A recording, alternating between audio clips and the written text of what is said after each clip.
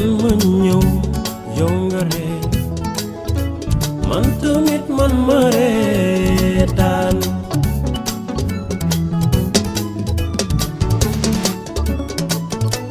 man ma ñëw yow nga jooy man tamit man ma jooy.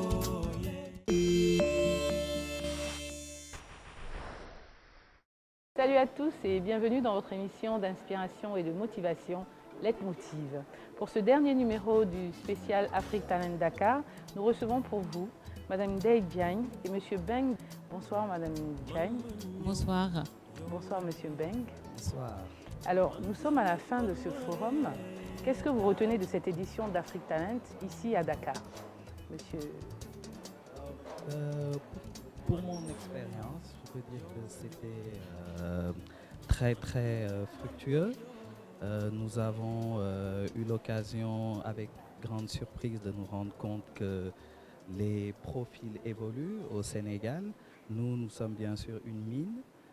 Donc nous avons des profils dans les fonctions de support et dans les fonctions techniques, mais c'était une grande surprise et une agréable surprise pour nous de voir que même sur les profils techniques, de plus en plus, les candidats, ce sont des profils de qualité. Nous avons vu que sur les aspects de langue, les gens sont de plus en plus bilingues, voire trilingues. Sur les aspects comme les compétences informatiques, elles sont de plus en plus renforcées. Mais la plus grosse surprise, c'est surtout l'évolution des mentalités sur la mobilité géographique. Ayant des opérations dans le sud du Sénégal, 5 ans, voire 7 ans en arrière, et c'était très difficile, voire impossible de convaincre des candidats de travailler dans le sud du Sénégal. Nous voyons aujourd'hui que tout le monde est ouvert à cette mobilité géographique et c'est une agréable surprise et c'est important pour nous. Ah ben super, je vois que tout le monde est ravi. Et vous, Madame Diagne? Alors, comme l'a souligné Monsieur Meng, je remercie également toute l'équipe d'Afrique Talent qui a participé à la bonne réussite de cette édition. Effectivement, on a eu plus de 2500 personnes qui se sont inscrites et on en a sélectionné au moins 1200 personnes. Effectivement, lors de la présélection, nous avons bien pris en compte les attentes des entreprises, ce qui nous a facilité les choses. On a eu du coup beaucoup de candidats qui sont assez seniors, des candidats qui ont de l'expérience professionnelle, ce que recherchaient la plupart des entreprises. Et les retours que nous avons eus sont plutôt des retours très positifs du coup par rapport à l'organisation de cette 12e édition. Alors, est-ce que vous, en tant que responsable d'entreprise, vous êtes satisfait de la qualité des CV que vous avez reçus? Alors effectivement, nous avons reçu des CV de bonne qualité. Parfois, nous avons même été surpris par le niveau d'expérience professionnelle. Nous avons reçu beaucoup de candidats entre 5 ans et 7 ans d'expérience professionnelle au poste et certains avec une expérience même de senior manager. Alors, il faut aussi dire que de jeunes candidats se sont présentés, mais même là où l'expérience n'était pas au rendez-vous, nous avons été aussi agréablement surpris de voir que les formations évoluaient pour répondre aux attentes des entreprises. D'accord, donc en tant qu'entreprise, si j'ai bien compris, vous avez trouvé ce que vous étiez venu chercher. Nous avons trouvé des candidats avec des profils prometteurs, effectivement. D'accord. Alors, c'est vrai qu'aujourd'hui, vous êtes tous les deux dans des entreprises respectives, mais quel a été votre parcours et votre cursus scolaire avant d'en arriver là, Madame? Alors, pour ma part, j'ai fait mes études post-bac en France. Donc, j'ai fait une classe préparatoire aux grandes écoles. Ensuite, j'ai fait une école de commerce à Paris, où j'étais diplômée en gestion des ressources humaines. Par la suite, j'ai eu quelques expériences également en France avant de revenir au Sénégal. L'opportunité de travailler à Afrique Search Sénégal m'a été offerte par l'ancienne manager, Madame Céline Thiam, qui m'a recrutée à travers LinkedIn.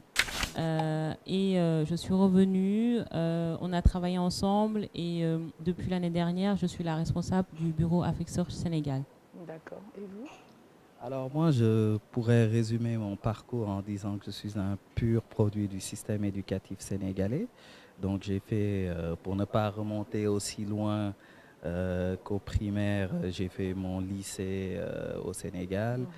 J'ai fait mes études supérieures à l'université Gaston Berger de Saint-Louis en droit et sciences politiques. Et je me suis spécialisé en ressources humaines. Donc je dois dire que d'ailleurs c'était le conseil à l'époque de Monsieur Diaw pour tous ceux qui entamaient des études supérieures qu'il ne vous sert à rien pour travailler dans des multinationales en Afrique, d'aller faire des études à l'extérieur. Donc pas qu'ils ne servent à rien, mais que ce ne soit pas, disons, une étape obligatoire. Et donc après ça, je n'ai travaillé que pour des multinationales jusqu'à arriver au poste de cadre supérieur en ressources humaines que j'occupe aujourd'hui. D'accord. Alors, est-ce que c'est ce que vous aviez voulu toujours faire ou alors vous avez été influencé par des personnes, par vos parents? Alors moi, la seule personne qui m'est vraiment influencé dans ma vie, je dirais que c'est mon grand frère, qui lui est donc un juriste international qui travaille à Genève. Donc c'est la seule influence que j'ai reçue et c'est ce qui m'a orienté dans le droit, dans mes études. Mais mes parents ont toujours été hyper libéraux. Ils vivent en Europe et de ce point de vue, ne nous ont jamais imposé des études. À part une simple orientation pour des domaines qu'ils pensaient être prometteurs. Mon père avait l'habitude de dire que si vous préférez faire des piqûres ou être boulanger, il y en a qui réussissent dans tous les domaines de la vie. L'essentiel, c'est de vouloir être le meilleur dans son domaine. Tout à fait. C'est tout. Et vous?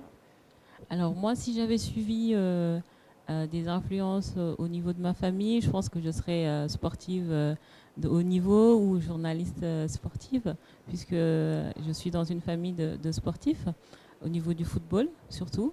Mais lors de mes études, en fait, j'ai découvert le métier des ressources humaines à travers des forums qu'on faisait au niveau de l'école pour d'autres entreprises pour avoir des stages.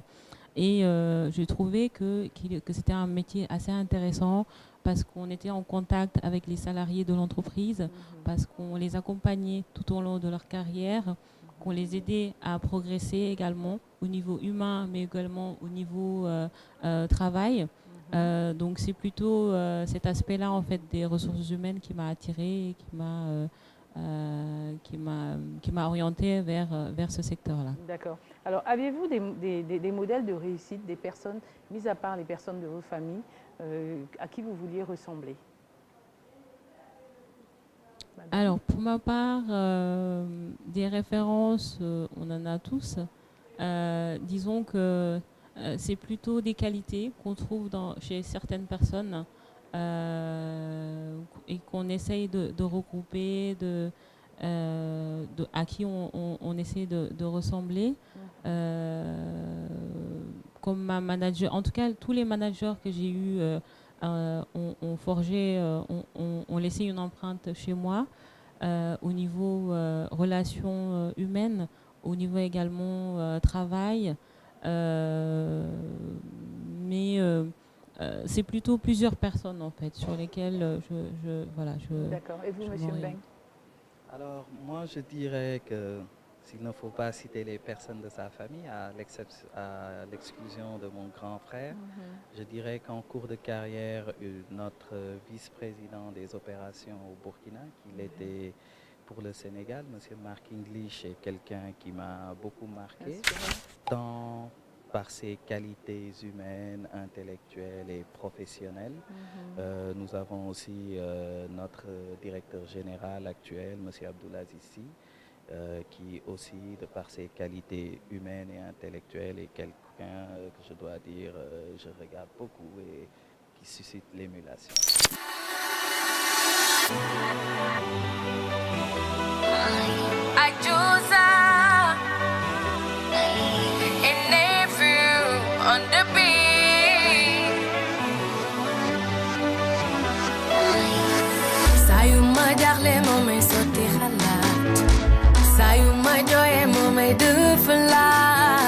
Sayuma wete dal di ko gisat ces candidats ont passé des entretiens sur les stands avec des DRH. Donc ceux dont les profils vont être retenus vont être recontactés par les entreprises pour la suite, donc continuer peut-être d'autres entretiens plus poussés et se faire recruter par la suite.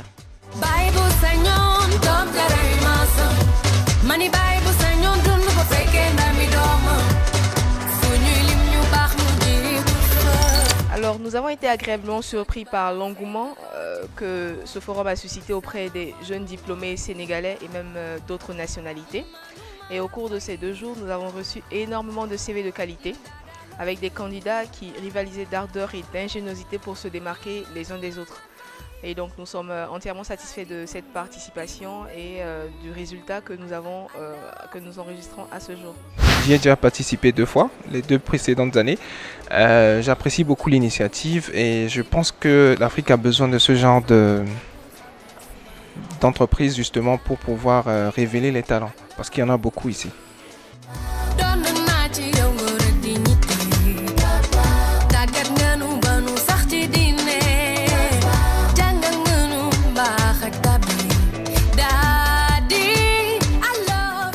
Ces 2 jours, nous avons reçu toutes sortes de CV. Nous avons reçu des CV avec des expériences professionnelles, assez quand même résistants, disons.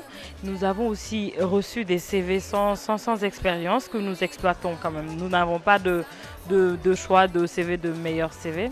Nous avons procédé également à des pré-entretiens. Et puis voilà, on a de bons profils, disons, dans l'ensemble.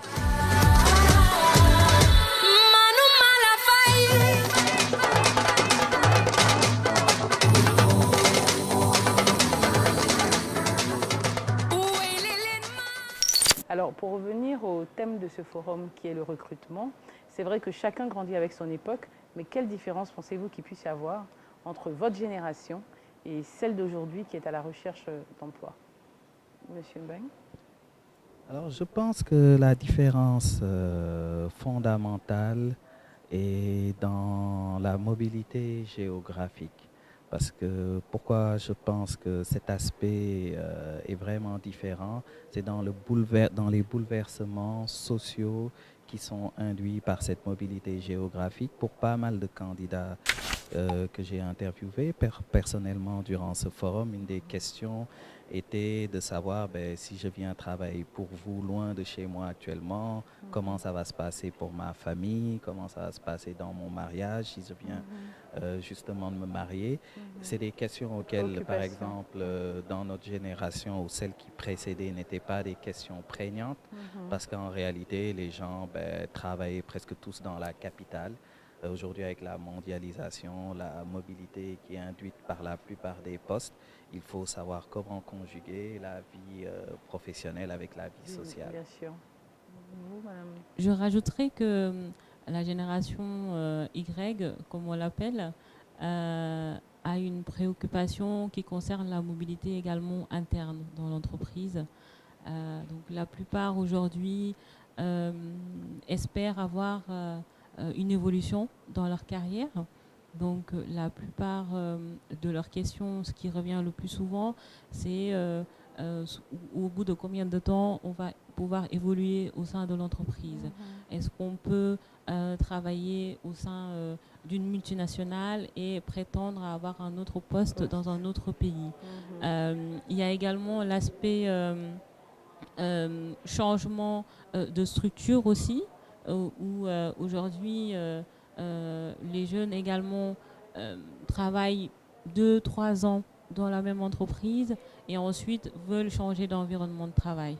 Alors qu'il y a cela 10 ans peut-être, on pouvait travailler pendant 10 ans sur le même poste dans une même entreprise, ce qui se fait de plus en plus rarement maintenant. Oui. Alors, Monsieur Mbeng, pouvez-vous nous présenter votre structure? C'est une multinationale canadienne. Alors, c'est un investisseur étranger, des Canadiens qui ont investi dans l'or au Sénégal. Elle est en pleine expansion régionale. Très récemment, donc il y a à peu près 1 an et demi, nous avons acquis une mine au Burkina, qui est d'ailleurs en phase de développement. Nous allons lancer la construction dans les semaines à venir et nous espérons sortir le premier lingot d'or en fin 2019. En Côte d'Ivoire aussi, nous avons récemment acquis des permis et nous espérons, en collaboration avec nos partenaires et le gouvernement ivoirien, lancer la construction et le développement de mines. Et donc nous sommes aujourd'hui une multinationale, on va dire, multijuridictionnelle. Et nous avons l'ambition de nous positionner comme une des premières mines en termes de production, de bien-être pour nos travailleurs, en termes de création d'emplois dans la sous-région. D'accord. Alors, quelle est votre mission au sein de cette entreprise?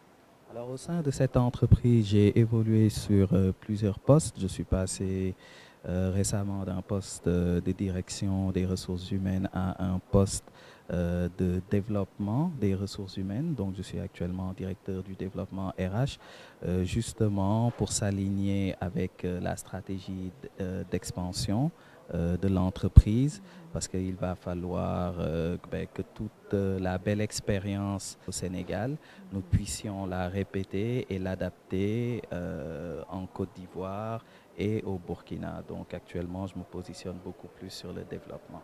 D'accord. Et vous êtes dans cette entreprise depuis combien d'années? Alors j'y suis depuis un peu moins de 8 ans.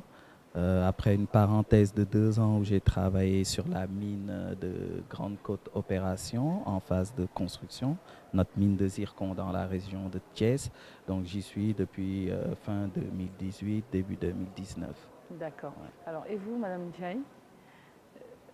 Alors, Afrique Search Sénégal donc, fait partie du groupe Afrique Search. Donc, l'un des 8 bureaux qui existent en Afrique. On est aujourd'hui assez dynamique, en tout cas très présent au niveau Sénégal, mais également on recrute pour la sous-région. Effectivement, quand je parle de sous-région, ça peut être le Mali par exemple, la Guinée, où il n'y a pas de bureau d'Afrique Search. Donc notre principale activité, c'est le recrutement de cadres, middle top management.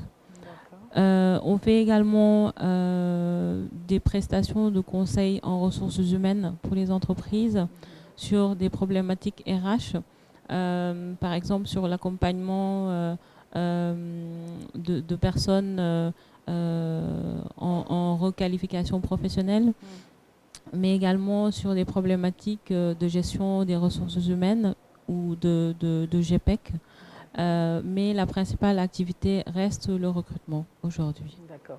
Alors vous êtes essentiellement sur Dakar, mais si jamais on vous proposait un poste dans un autre pays, oui, est-ce que vous seriez tenté d'y aller? Alors, tout dépendrait de l'opportunité qui s'offrirait à moi. Tout dépendrait du challenge qu'il y a à relever, des défis, mais également le timing aussi sera important. Est-ce que aujourd'hui on a fini en tout cas de relever tous les challenges qu'il y a à relever au niveau du bureau d'Afrique Search Dakar, qui est également en pleine expansion, où on a une petite équipe, un staff réduit, mais où on pense également à plus le développer pour pouvoir assurer toutes les activités de recrutement, mais également les activités de conseil. D'accord. Alors, Madame Ndiaye, en termes d'organisation, combien de temps ça vous prend pour organiser un forum de cette envergure? Alors, effectivement, le forum se passe sur 2 jours, mais en amont, il y a toute une organisation avec une phase déjà de commercialisation où l'on démarche les entreprises. Cela se passe 3-4 mois avant le forum, où il y a un mailing qui est lancé à tous les partenaires d'Afrique Search. Ensuite, il y a toutes les relances qu'il faut faire, les rendez-vous également pour un petit peu échanger avec nos partenaires sur le forum en tant que tel. Et puis, disons que le plus gros du travail, c'est les 2 dernières semaines, Oui. où il faut vraiment s'atteler à la présélection des candidats. C'est la plus grosse partie. Ensuite, également, se mettre d'accord avec tous nos partenaires, tous les exposants par rapport à l'organisation, la logistique pendant ces 2 jours-là. Et aussi tous les partenaires médias qui interviennent aussi au niveau du forum, lancer les invitations et ensuite, donc 2 jours avant le forum, mettre en place ce qu'il faut, tout le matériel qu'il faudra en fait nécessaire à la tenue du forum. Et c'est souvent les mêmes entreprises qui reviennent ou alors vous avez plus de nouvelles entreprises qui reviennent à chaque forum? Alors cette année, on a de nouvelles entreprises. Alors Monsieur Beng, quant à vous, quelles sont vos attentes au sortir de ce forum? Nous attendons déjà, il y a beaucoup de travail parce qu'on va devoir Faire le tri, faire le tri de tout des ce que- CV. Nous allons devoir contacter les candidats qui ont des profils intéressants. Sur le site d'Afrique Search, la recherche va se poursuivre pour les postes pour lesquels nous n'avons pas pu rencontrer tout le monde. Parce que notre stand a connu aussi un très grand succès et malheureusement, à la clôture, il restait au moins 20 personnes, en tout cas, qui cherchaient toujours à nous rencontrer. Nous avons juste donc pu recueillir leurs CV et nous les traiterons a posteriori. Nous attendons aussi à ce que le mot passe, parce que c'est aussi une technique de recrutement, que tous ceux qui ont pu participer au forum continuent de faire passer le mot sur les postes vacants, sur aussi les opportunités qui se présenteraient dans le futur, parce que c'est aussi important en tant qu'entreprise de se faire connaître. Nous sommes un des premiers recruteurs au Sénégal et le secteur minier étant surtout dans la production de l'or un secteur nouveau au Sénégal, nous ne sommes pas tout le temps connus, surtout sur les postes de fonction de support. Les gens confondent industrie avec postes techniques. Or, il n'y a pas que des postes techniques, il y a des postes dans les fonctions de Aussi, support. oui, Voilà. bien sûr. Alors, juste avant de terminer notre émission, Madame Diagne, quel bilan faites-vous? Pouvez-vous nous donner quelques chiffres? Nombre de participants, nombre de postes à pourvoir, nombre de CV? Alors, sur plus de 1200 invitations envoyées, on a eu un peu plus de 800, entre 800 et 900 participants sur les 2 jours, pour un peu plus de 250 postes à pourvoir. Alors, quels conseils pouvez-vous donner à tous ces jeunes qui nous regardent et qui sont en quête d'emploi? De continuer à être actif au niveau du marché de l'emploi. C'est vrai que ce n'est pas facile lorsqu'on n'est pas en poste, qu'on est en recherche d'emploi, de son premier emploi surtout, d'avoir des opportunités, parce que la plupart des entreprises peut-être recherchent ou ont des besoins pressants, mais de profils confirmés. Mais il faut s'intéresser à ce type de forum-là, essayer de participer pour avoir un premier visuel sur comment ça se passe dans le parcours de recherche d'emploi, essayer d'échanger avec les DRH pour voir également comment on s'adresse à un recruteur, comment on candidate à des offres. Je crois que c'est très important et ça permet par la suite de pouvoir rectifier, de corriger ces défauts et par la suite d'être prêt lorsqu'une opportunité se présentera à eux. D'accord, mais dans l'ensemble, c'est un bilan positif en tout cas. Oui, ce fut très dynamique, ça a été très dynamique, ça a été très positif en tout cas. Alors, Monsieur Beng, quel conseil pouvez-vous donner à tous ces jeunes? Je leur donner le même conseil que mon père me donnait plus jeune, de suivre le journal télévisé. Alors pourquoi? C'est de rester connecté avec l'actualité, surtout l'actualité économique. Beaucoup de jeunes aujourd'hui trouveraient plus facilement des emplois s'ils avaient pu s'orienter vers les secteurs porteurs de l'avenir. Il ne suffit pas de tous s'inscrire dans des formations banque, assurance, littérature et autres. En suivant l'actualité, on peut savoir quels sont les secteurs d'avenir dans lesquels il faut s'orienter. Et nous n'avons pas tout le temps l'impression que les jeunes sont au fait, qu'il y a un mimétisme dans ce domaine où tout le monde suit le troupeau dans les mêmes domaines. Or, il gagnerait en faisant une veille économique, à savoir par exemple que le Sénégal, dans les prochaines années, se développera son secteur minier, le secteur du pétrole par exemple, et il gagnerait donc à suivre l'économie, parce que l'économie ne les suivra pas, mais ils pourront la suivre. D'accord. Madame Diagne, Monsieur Mbeng, merci d'avoir accepté notre invitation, d'avoir pris de votre temps pour répondre à nos questions. Nous vous souhaitons tout le meilleur pour vos entreprises respectives. Merci. Merci à vous. Alors, mesdames et messieurs, quant à nous, c'est ici que s'achève notre émission. Rendez-vous la semaine prochaine pour un prochain numéro de Leitmotiv et d'ici là, que Dieu vous garde. Quant à nous, mesdames et messieurs, c'est ici que s'achève notre émission. Rendez-vous la semaine prochaine pour un nouveau numéro de Leitmotiv et d'ici là, que Dieu nous garde. Que Dieu vous garde. Bon, je vais juste... Mais attends, quand je ne suis pas dynamique, tu dis je m'endors. Quand tu es dynamique, il faut savoir ce que tu veux. Il faut savoir ce que tu veux. Alors, mesdames et messieurs, quant à nous,